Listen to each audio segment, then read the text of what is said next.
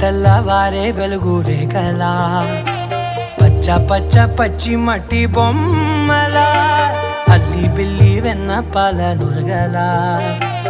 అచ్చ తెలుగు ఇంటి పూల కొమ్మలా